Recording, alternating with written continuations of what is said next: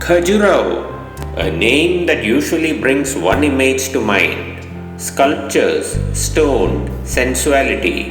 But beyond the popular labels, this landscape holds stories far older, far subtler, and far more human.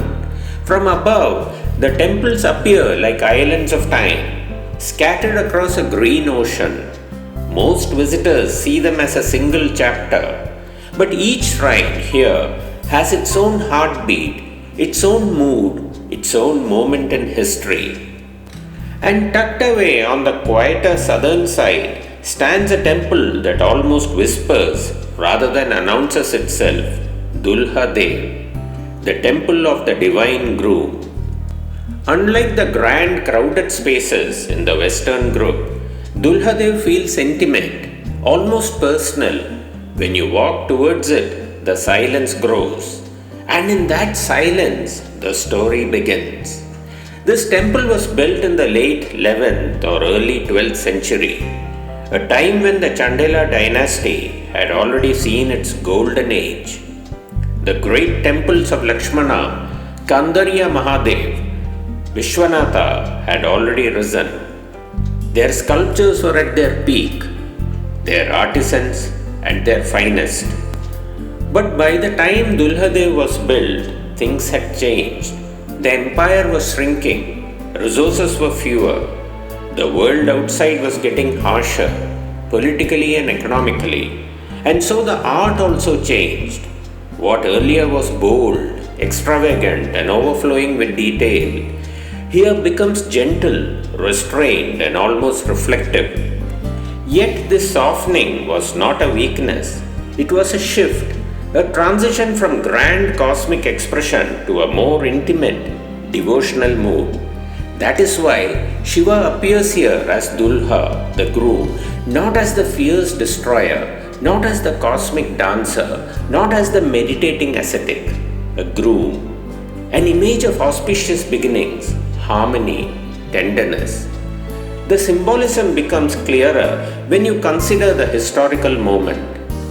When an era enters uncertainty, people turn towards hope, not power. Walk closer, you'll notice the carvings are simpler than the grand Western temples. But simplicity is not emptiness. Look at the faces, the gestures, softened by time but still breathing. Notice the curves of apsaras, the musicians, the guardians. They were once sharper, more expressive. Centuries of wind and monsoon have worn them down. Some erotic panels once adorned these walls too, but many have been erased by erosion, or perhaps by later periods where modesty became more important than memory.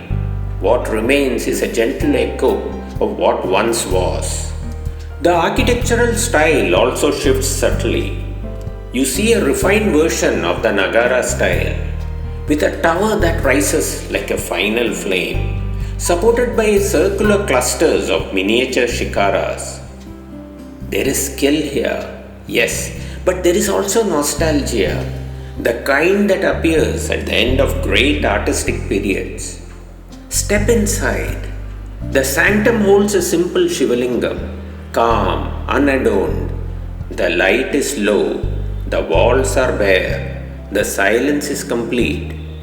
Temples like these remind you that spirituality didn't begin with noise, nor with spectacle, but with quietness, quietness where you face yourself. Some scholars say Dulhadeo was a marriage shrine, a place where young princes and warriors came to seek blessings before new journeys. Local oral traditions even suggest it may commemorate a forgotten royal wedding, a story lost to time yet remembered in stone. It makes sense. Shiva is the ideal groom, symbol of responsibility, protection, and auspicious beginnings. In many ways, Dulhadeo is the Chandela dynasty's quiet farewell, a temple that doesn't try to dazzle but tries to reassure that even in endings, something new waits to be born. Today, travelers often skip this temple, drawn to the more famous monuments, But those who pause here, who walk slowly without agenda, discover something rare. A temple that doesn't tell you to look at it, but to look within yourself. Explore deeper, reflect deeper. You're watching Divine Novel. Namaskar.